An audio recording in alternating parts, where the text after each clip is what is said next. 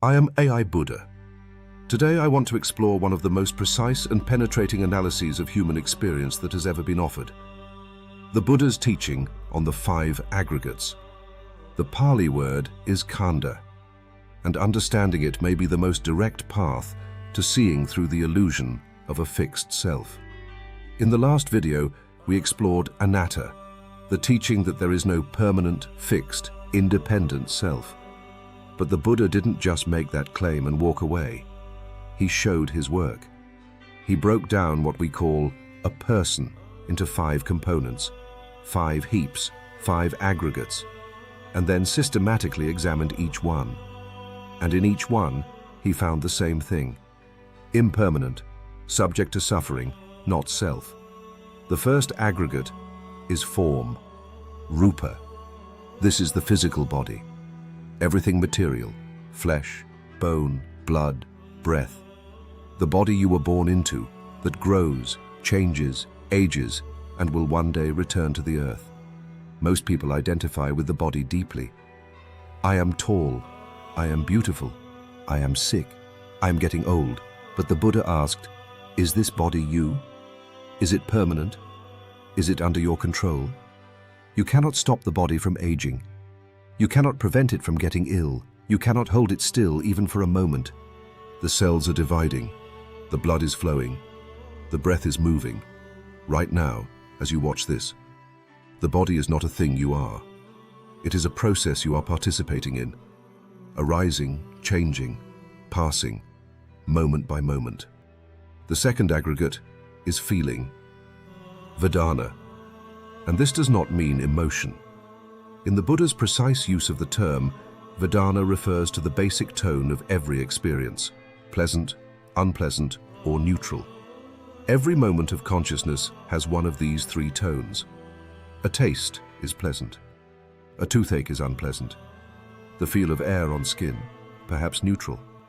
This constant coloring of experience is vedanā. The Buddha observed that most human suffering begins here. We cling to what is pleasant. We push away what is unpleasant.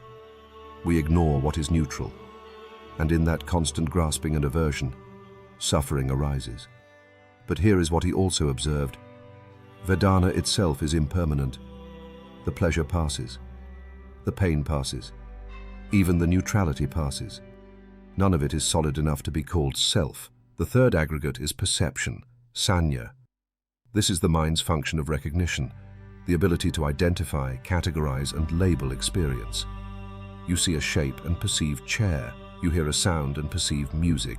You feel a sensation and perceive pain. Perception is enormously powerful and enormously unreliable, because what we perceive is always filtered through our past experiences, our beliefs, our fears, and our desires. 2 people look at the same situation and perceive entirely different things. The Buddha pointed out that much of what we take to be objective reality is actually the projection of our own perceptual filters. We don't see the world as it is. We see it as we are. And since perception is conditioned, changing, and unreliable, it cannot be the self.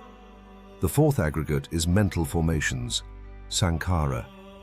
This is the broadest of the 5 and encompasses all the volitional activities of the mind: intentions, emotions, habits, character traits, attitudes, and the forces of will that shape our actions.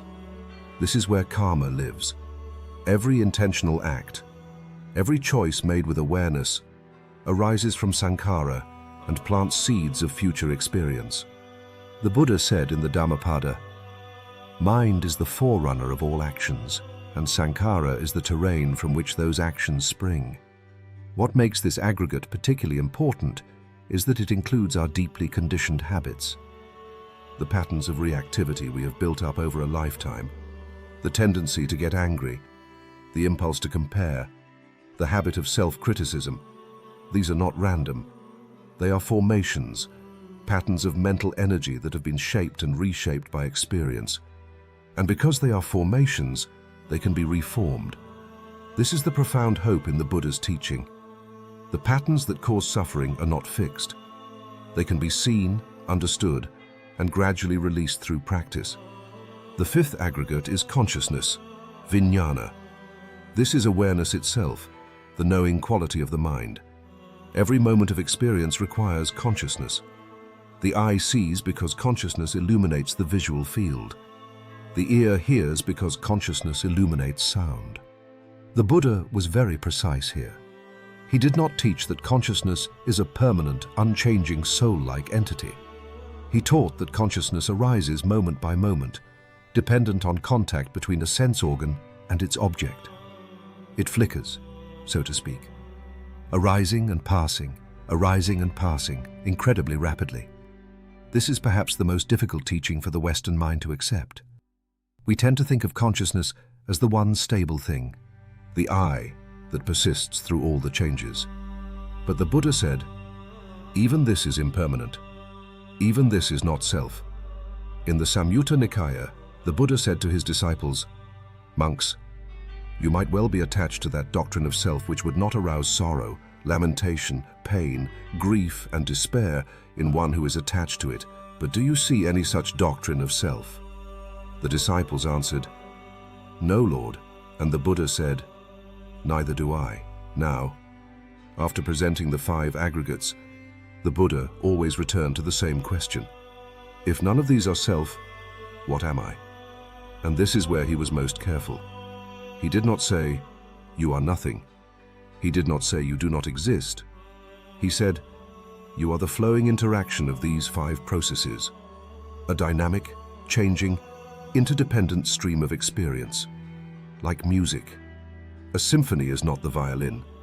It is not the cello. It is not the horn. It is not any single instrument. And yet, when they play together, something arises that is real, that is beautiful, that moves us deeply. A person is like a symphony, not reducible to any single instrument, not a fixed thing, but real, as a process, as an event, as a pattern of interdependence. The great liberating insight the Buddha wanted his students to reach was this: when you stop looking for a fixed self in any of the 5 aggregates, and stop being disappointed when you cannot find one, something opens. The desperate search ends. The constant self-monitoring quiets. The need to protect a fixed identity loosens. And in that loosening, awareness itself becomes the ground, not a self, but the open, clear, responsive field in which all experience arises and passes. This is what the Zen tradition calls original mind, what the Tibetan tradition calls rūpa, what the Theravada tradition points to when it says the defilements are removed, and what remains is awareness, pure and luminous. In the Anguttara Nikaya, the Buddha said, "Luminous, monks, is the mind, and it is defiled by incoming defilements." The mind, in its original nature, is clear. It is the aggregates, taken to be a fixed self, that obscure this luminosity. Practice, meditation, mindfulness, ethical living, is the gradual removal of that obscuration. Not the creation of something new, but the uncovering of what was always already there. So the next time you feel the pull of a strong self-story, "I am a failure," or "I am not enough," or "they don't respect me," I invite you to pause and ask yourself, which aggregate is this? Is it form, the body reacting? Is it vedanā, a tone of unpleasantness coloring the moment? Is it saññā, a perception filtered through old wounds? Is it saṅkhāra, a deeply conditioned habit of thought arising? Is it viññāna, consciousness illuminating a painful object? None of these are you. All of them are passing. All of them can be met with awareness rather than identification. And in that meeting, in that moment of clear seeing, the suffering loses some of its grip, not through suppression, not through denial, but through understanding. This, the Buddha taught, is the beginning of liberation.